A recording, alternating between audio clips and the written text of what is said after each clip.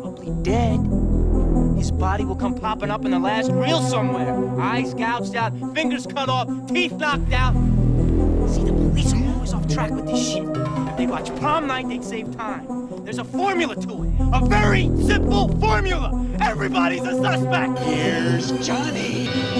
Groovy.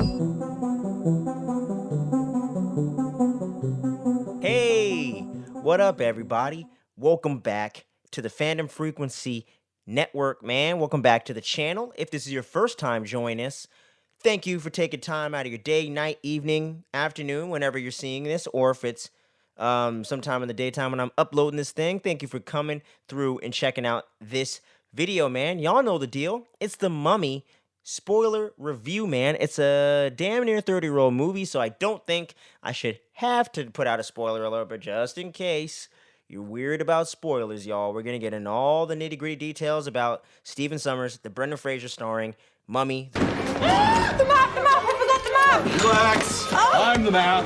It's all up here. Oh, that's comforting. The remake of the Boris Karloff 1932 classic, man. We're going to get right into it. And if y'all can't tell from the backdrop, if y'all can't tell from the shirt, Woodsboro, baby, if y'all can't tell from the thumbnail, because you just clicked and saw the Mummy, it's spooky season here on the channel. Come on, man. You had to see that intro. It's the spooky season, baby. We're doing all kinds of horror, Halloween-themed content all month long on the channel here throughout October. So make sure you click the subscribe button right below the video so you don't miss a single dose of that fandom dopeness in your feed for the spooky season. Share it with your fellow Halloween fiends and horror fans, y'all. But we're going to be covering all kinds of content throughout the month, man. The new show, Andor from Star Wars, She-Hulk, House of the Dragon, all kinds of stuff. We're going to be covering all of that goodness. Black Adam at the end, midway through October, man. Hopefully we'll be smelling what The Rock's cooking real soon, man. But with no further ado, let's get right into this review, man. And we're talking about 1999's The Mummy. And just to give you guys a little background on myself as for this movie, man. So for those that don't know that are watching the channel for the first time, I am a part of the 27 Club right now. I was born in late 94. So I was 4 going on 5 years old when this film dropped. It actually dropped May 4th, 1999. I was just looking it up on IMDb before I went live on this recording right here. So it literally came out the same month as Star Wars Episode 1, Phantom Menace and all that stuff. And that was literally one of the first years where I actually remember going to the theater to see movies. Phantom Menace being one of them. I didn't see this movie, though, The Mummy, in the theaters. I actually remember seeing a shot of the film for the first time, as a youngin', 4 or 5 years old at, I used to live in this apartment complex at the time, and, you know, I would hang out with the other kids in the area, and there was this one kid in particular, and his mom had this really big-ass TV, and y'all remember them big-ass TVs that would take up a whole fucking wall and shit before we got the flat screens and all that? Yeah, y'all know the deal for those around my age or older. And, yeah, so I saw a shot of the movie. I can't remember the particular shot, though, but it was something in the desert. It might have been when the sand face came up, when Brendan Fraser's character stumbles upon Hymenoptera and all that crazy shit. But I remember seeing that and being like, what is that? What's that? And I was asking my dad about it, and he's like, oh, yeah, it's this movie called The Mummy. And I was like, oh, okay, I've heard of mummies, I think. Is that to do with the Universal Monster things you just showed me? Because he had shown me Wolfman, Dracula. I think he showed me the original Frankenstein, I believe. And that was it.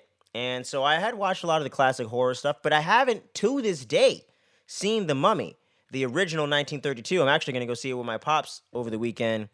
We're going to do that for his birthday and all that. So we're actually going to go check out a double feature of The Mummy and The Bride of Frankenstein. So it's going to be my first time seeing those. So that's going to be fun. But just as a side note, anyway, getting back on track here. So I remember seeing that, and I was like, man, I got to watch this movie. And like a couple years later, like 2000, 2001, finally watched the movie right before the sequel came out, The Mummy 2, The Mummy Returns, And yeah, so watched this movie, absolutely fell in love with it. became a big fan of Brendan Fraser, and I still am to this day. Watched him in George of the Jungle. You know what I'm saying? A few years later, after he did the Mummy sequel, he did Looney Tunes Back in Action, the live action hybrid they did with I think that was Tay Leone that did that. Might be wrong, but no, it's not Tay Leone. It's somebody, whatever. But yeah, so that turned me into a big Brendan Fraser fan, and also fueled my fandom for horror as well. But the great thing with this movie in particular, getting more into the movie itself now, I love the blend of horror, action, and adventure. You know what I'm saying? And the director in the behind the scenes of the film I had seen prior, a couple years back, I remember him saying that they wanted to capture the Indiana Jones vibe that everyone tries to capture anyways in adventure films, and mix it in with the classic Universal Mummy movie. You know what I'm saying? And add some action elements to it as well. And just make it a kick-ass movie. Because the 90s was all about big, bombastic, extreme shit. That was really what the 90s was about. Especially in action and sci-fi, comic books, cartoons. It was all about, you know, big guns, big muscles, big explosions. It was like the 80s, but just more extreme in a sense. But we didn't have the rawness of the 80s necessarily either at that time. So this movie definitely does not have that raw horror vibe that the original film probably has, and like other classic, more straight up horror movies will have. And that's the one thing that I think does work in its favor, though. It's not necessarily trying to recreate that. So it's kind of going in its own direction and kind of has its own vibe. And I think, 23 years later, I think it really does hold up, man. And it's such a fun fucking movie, man. I really just love watching this movie. Every time I do, you're introduced to Brendan Fraser's character, man, very early on in the film. And Rick O'Connell, of course. And he's over there in the middle of some big old action, in the middle of a gunfight and everything, at Hamanoptera. You just got promoted.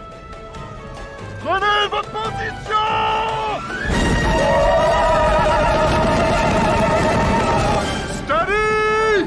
You're with me on this one, right? Oh, your strength gives me strength. Which is the lost city where the pharaoh's treasure of Imhotep's treasure is buried. And that's the whole secret city that they're going to. And he's a pretty knowledgeable guy. He's a, kind of like a Nathan Drake, Indiana Jones explorer type vibe, but a little more in the Nathan Drake kind of vibe before we had Nathan Drake on the PlayStation.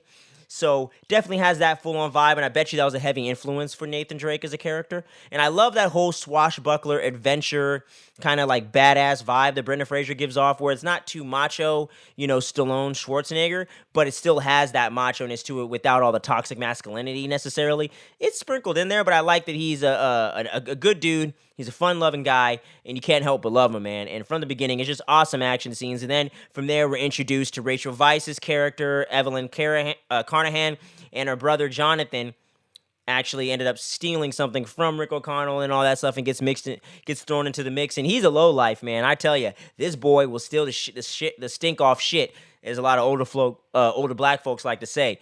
And you know what I'm saying? Shouts to my mom on that one.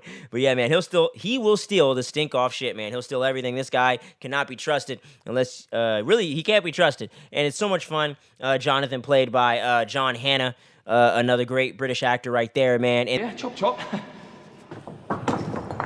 and this was also my introduction to Rachel Weisz and everything like that. I had never seen her in anything else.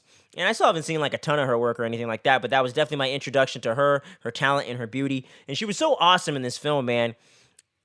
She was just so damn awesome in this thing as Evelyn, man. I loved how she was so smart and independent. Munra, this is something else. I think this may be the Book of the Dead. The Book of the Dead.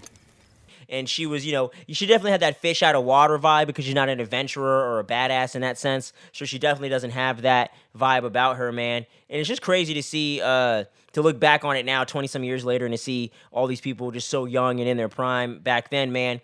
But definitely, she was definitely far from a household name, dude. She definitely did some movies and things like that, like looking through the IMDb right here. But The Mummy was really that really first big mainstream hit for her in the Mummy trilogy and all that stuff. And she went on to do Constantine, other things like that, you know what I'm saying? I think she did the Aragon movie. I think I went and saw that as a youngin'. So yeah, man, she did a lot of different things over the years and stuff like that, but she was just so awesome in this role, and I really dug their chemistry between her and John Hannah and To everybody. What makes you so special? I am your sister. Yes, well, that just makes you more gullible. Jonathan, you stole it from a drunk at the local Casbah. Picked his pocket, actually, so I don't think Jonathan, it's a very will you good stop idea. being so ridiculous? Now, what exactly is this man in prison for?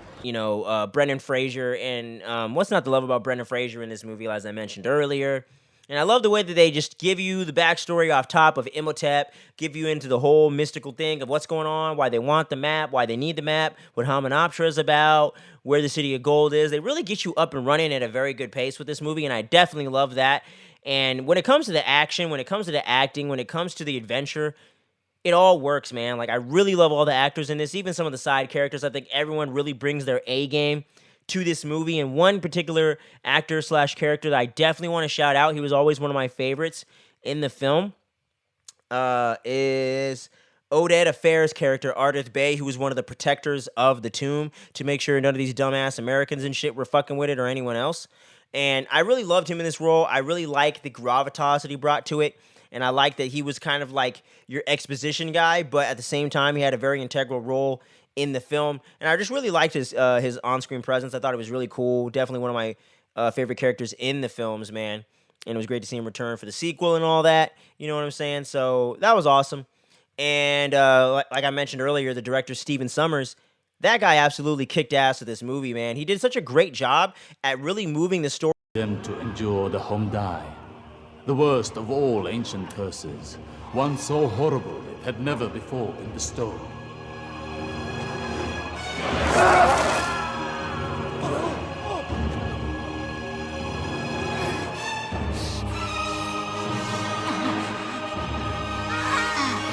Forward and not really getting it into much of a lull, really being economic with the storytelling and everything like that, never making it too drab, but never making it too over the top and too silly. He kept the horror vibes where you needed them, and he kept the more serious stuff there. But when it's time to get into the action, the swashbuckling, and the humor, it's all there and it all works. And I think it's all well balanced throughout this film. And I think it's one of the better films that mixes horror and comedy together in different genres. It's really a big genre blender, and is one of the things I love about this movie the most, where some might not even categorize this as a horror movie when you think about it on the surface, but there's definitely some real horrific sequences, like the bugs crawling up people's skin, and the mummy's waking up for the first time, and when Imhotep first kind of gets his body back and he eats the guy and all that. You know what I mean? Like, there's some definite strong horror vibes throughout this thing, so I definitely think it firmly fits into the genre, but I love the way Stephen Sommers and the team were really blending those things together, man. And when it comes to the production side and the technical side of this movie, it's fucking great, man. Like, a few things, a few parts of the CGI don't hold up the same way. Late 90s, mid 90s CGI that wasn't in Jurassic Park in particular really just doesn't hold up the same way today. We hadn't really cracked the code on full CGI, crazy-ass effects quite yet. Jurassic Park mixed that practical animatronic dinosaur with the CGI, so it all worked better. They definitely mixed practical with CGI in this film, though. So I definitely don't want to make it seem like they didn't do that whatsoever. They definitely did, which is why this movie doesn't look completely lame today, 20-some years later. But there are some shots that really do stand out and don't look as great. But for the most part, they really do use a lot of practical effects, a lot of real-life sets, and stuff like that. And the stuff that they don't use works just as well, because obviously they use some stuff on the Universal lot. I've been on the tram tour scene, a little bit of that stuff. Not too much. Didn't do the VIP backstage thing. Hopefully one day. But anyway, yeah. So I love all that. I love the technical side of the film. I love the score and the soundtrack done by Jerry Goldsmith. The guy's a legend. He's done tons of movies over the years. I really love his work here. It has that John Williams, Indiana Jones vibe. But at the same time, it has that Eastern, I don't know if Egyptian music is the right word, but it has that Middle Eastern vibe with it that really plays well.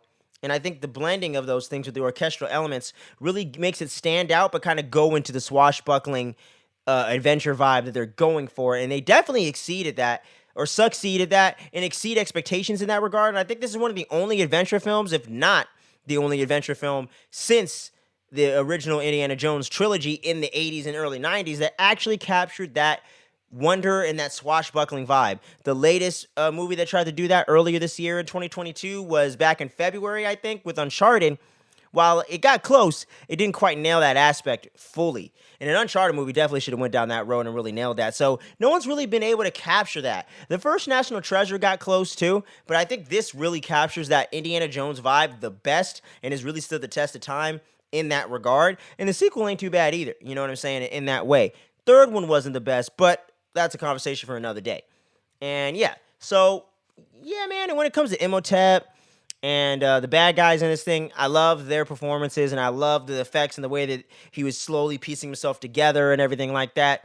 And I like the combination of the bugs, the other mummies, the mummies that, you know, with the scythes and everything. I liked how you had all these different types of mummies popping up in here, so you didn't get the same redundant, bandaged up, you know, easy to kill, mummy. And you also had these other Imhotep and his bride and everything, who was Patricia Velasquez's character, Anuk-Samed. I'm totally sure I butchered that, but Anuk-Samed, her character, and you know, the whole love story going on with them and all that stuff, and him wanting to resurrect her and everything like that. And then the whole thing with Rachel Weisz being related to one of her ancestors being in the mix with all this, that really gets explored much more in the sequel, is so damn interesting. And it was kind of set up here in a slight, subtle way. And I loved all of that, man. And like I said, with the technical side of things, the action scenes are great and really do hold up and really do have that fun vibe, like the whole race with the camels and the horses when they're trying to get to Hamunaptra first and everything like that. The whole boat sequence when the guy sneaks on the boat to try to take out Rachel Weisz and them, and then, you know, the whole thing gets lit on fire and everything like that. That's a super dope sequence. And the whole third act finale in the tomb and everything like that. Brendan Fraser running away from the mummies and everything like that, fighting them with the swords, and then Rachel Weisz having to get herself out of there. Jonathan trying to open the book so he can get the spell so they can get them back in the tomb and whatnot. I just thought it was just so much fun, man. And this film has always been one of my personal favorites from my childhood, man. It always has a special place in my heart, a lot of nostalgia, but I definitely think it's just a damn good movie in its own right, man.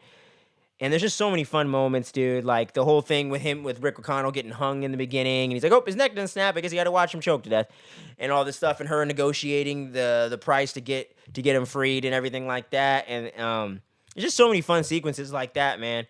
Like, it's just so much fun to be had, and the cast was just incredible and had so much chemistry together. And like I said, this is probably my favorite Brendan Fraser role other than Airheads. I absolutely love him in these movies. He was just a perfect leading man at the perfect time. And it's so great to see where his career has gone. He's done so many great things before and afterwards. And he seems like he's in a bit of a Brendan Fraser, a Fraser-sance right now. He's kind of having a little bit of a spike in his career, kind of getting some great roles again. It's a little bit unfortunate we won't see him in Batgirl anymore, but he's got that movie The Whale coming out that people apparently gave him a standing ovation for, so that's awesome to see. And I don't know if he's ever going to return to the horror genre or do a Mummy reboot or anything like that. You know, I know he's a little bit more up in age now and stuff like that, but he seems like such a sweet dude. I would really love to meet him someday. And I just love his work in this movie as Rick O'Connell. He really just nailed it and really became one of my favorite on-screen heroes outside of like the Marvel Star Wars, you know, type of more fantastical universes and things like that. Just absolutely loved him in there, man. And I wish I could just go back to 99 at this age and enjoy it in the theater with the crowd, having a good time. And it's so crazy to see how it was literally like a 65, 66-year gap between that remake in 99 and the original in 32. And I think they actually did a damn good job. I don't know if they exceeded it yet. I haven't seen the original. I'll be able to let y'all know in the near future. But I think they matched it at least, I would say. You know what I'm saying? So I think this is definitely one of the best horror remakes out there. One of the best remakes, period. And obviously, as I've said several times, one of my personal favorite movies, man. And I absolutely love The Mummy. You know what I mean? I think it just kind of, I think it doesn't necessarily need to be 2 hours. I think it could have been a good hour 45, an hour 50 maybe. But, I mean, five minutes of maybe a little slowness I can get past. Not a big deal. You know what I mean? I love the way that Evelyn and Rick's romance really comes together in a very organic way and builds throughout the film as they get to know each other. You know what I'm saying? They don't do it too cliche. Kind of reminded me of that Indiana Jones kind of arguing vibe with him and Marion and him and the really annoying lady that was in Temple of Doom. I don't even want to look up the name. Not even worth it because I don't like that character. But anyway. But yeah, man, absolutely love this movie. It's a great, great time. And if you haven't seen it before, you definitely need to make it a priority to check this thing out.